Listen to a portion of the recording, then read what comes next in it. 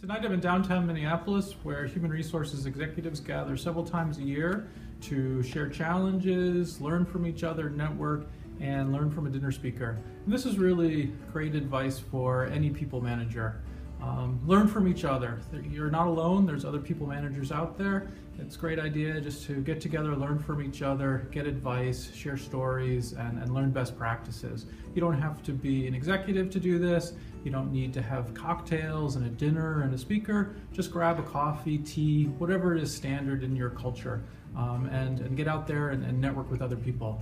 You're not alone, and this is a really good way to learn from each other and to hone your people management skills. While I'm here tonight, I'm going to interview a number of human resources executives. I'll ask them a few questions. My goal here is to get you to learn from as many human resources executives as possible in a short period of time, just like speed dating. In fact, I'm calling this speed dating with human resources executives.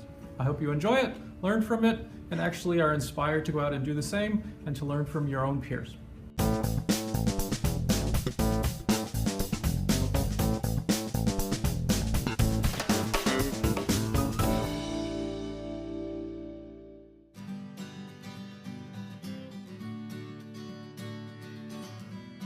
Try to understand them, take their viewpoint as best you can, and listen. I would encourage you to be really focused on your people and make sure you're absolutely getting the most out of them that you can and helping them feel engaged in the work, because it is a team effort. Remember, they need your help with their development. We all develop with the help of others who have come before us, and remember, you are going to be that person for those new people. Be fair.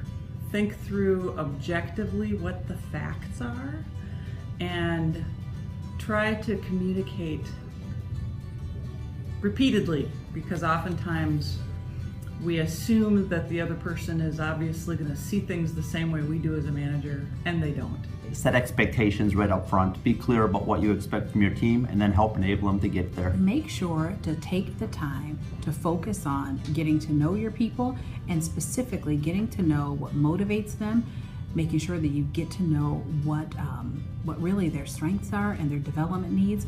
And remember that one size doesn't fit all, that one size fits one. Find out what motivates your people. And it's not one thing, it's very individualistic, and it serves you well if you know what motivates each of your team members.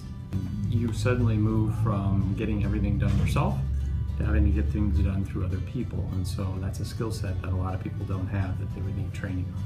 Remember that you'll have goals and objectives, but it's about helping people connect to the goals and objectives so that they feel their work is connected to the mission of the group. Get to know their skills, find out what they're good at, and find out how you can match goals to their skills.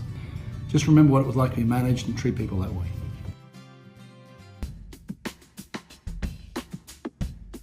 New managers often get promoted because they're best at the task at hand. And often they think then they can do it better than anyone else, and they forget to allow their employees to generate new ideas and encourage them to be independent. They are so busy they don't have time for the people reporting to them. The biggest mistake I've seen a new people manager make is to think that they need to know all of the answers. And it's very appropriate to say, I don't know that answer, I'll get back to you. You are now at a different level, you're viewed differently by others, and you need not to be friends with the people that you manage. They just come on way too strong. They need to take the time to get to know people personally and listen. And when they come on too strong, they get off to a bad start and everything crumbles. To wanting to still maintain a friendship relationship as opposed to evolving it to a supervisor and team member relationship. So be upfront about the relationship is changing a little bit. Forgetting that they're now managers, that they're actually in charge of leading and not doing. And that they reach down and they get too into the details. They actually are kind of super individual contributors, and so they start doing a lot of the work of the team that's underneath them. They misunderstand what management is about. They like to prove that they're very good at being technicians potentially, so they probably try and do the work or let people know they can do the work. Not focusing on the end result and micromanaging. There's a risk of thinking that you need to be the one who has the answers. And as a new people manager, I can't encourage you enough to be sure that you're actively seeking information from your team. Figure out very quickly who does know what, and most importantly, who Who knows what you don't know? I think oftentimes the first thing a new manager will do is take a somewhat heavy-handed approach and feel it's really important to position himself or herself in that managerial role rather than working collaboratively. That you care about the people who work for you. Humility. Open. Fair, trusted, Integrity. transparent. It's the ability to assess your talent. Is someone that's engaged. Consistency. Authentic.